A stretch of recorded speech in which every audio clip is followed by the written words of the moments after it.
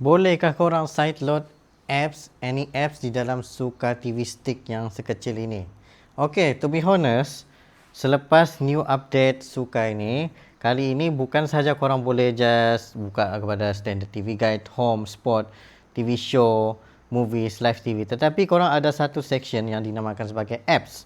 Dan apps ini, disebabkan apps inilah penyelamat kepada pengguna-pengguna Suka TV Stick, disebabkan korang boleh install apps seperti RTM Click untuk tengok bola, Unify TV juga untuk live bola ataupun tengok highlight, ataupun standard kepada YouTube juga. Sebabnya dia sudah ada Google Play Store. Walaupun a bit lagging di dalam kalau ingin buka Suka TV Stick ini, tetapi sudah memadai untuk korang layan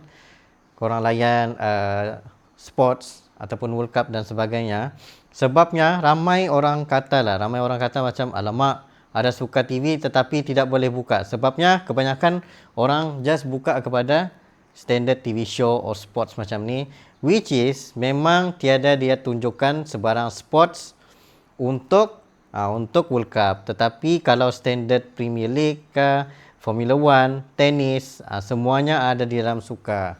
Sebab beginilah, kebanyakan orang langgan Suka ni pun disebabkan full sport dia. Sebab kita bukan sahaja berfokuskan pada satu sport, tetapi banyak sport lagi yang ditunjukkan dalam sini, dan it's a complete sports. Seluruh dunia punya sport pun ada juga. Lepas tu adalah penceritaan tentang bola itu live, Liga Malaysia dan sebagainya, dengan termasuk juga botak Suka bola edisi Piala Dunia. Tapi ini tahun 2022 pula kan. LOL pun ada, Premier League standard. Lepas tu yang perlawanan arena bola juga ada di sini. Tetapi tidak ditunjukkan untuk channel kepada World Cup. So, caranya adalah yang terbaik untuk korang pergi kepada apps ni daripada sini.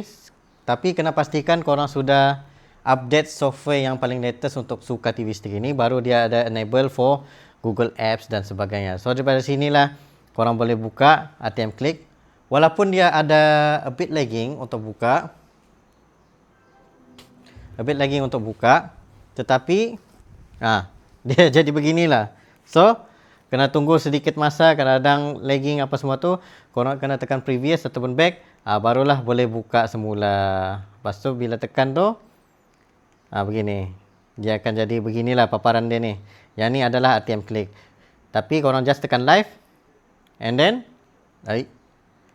tekan back balik. Sinilah dia akan display yang standard RTM Click punya rancangan untuk tengok bola dan sebagainya. Dan dia akan tunjuklah ketiga-tiga ni support for Dolby Atmos. Macam Suka TV Stick ni pun memang support for Dolby Atmos, jadi memang tiada masalah langsung. And then for ini pula OK TV dan sebagainya, ada highlight juga yang ditayangkan di sini dan semuanya. Lepas tu bukan itu saja, tetapi korang juga boleh pergi kepada Unify TV. Kalau korang ada langgan, macam aku terlanggan Unify TV, jadi bolehlah aku buka ni dan buka kepada bola tadi. Jadi tiada masalah langsung lah. Sekiranya korang ada Suka TV apps, jangan buang dia. Jangan tukar TV baru, tapi gunakan semula tu. Try untuk update sampai korang dapat dia punya apps ni. Lepas apps tu pun korang install, login korang punya account Google Play Store.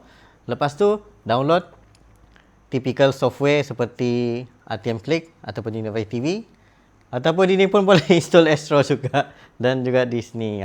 Semua tu bergantung kepada cara korang install di dalam Suka. So itu sahaja daripada aku. Thank you very much for watching. Jumpa lagi next time.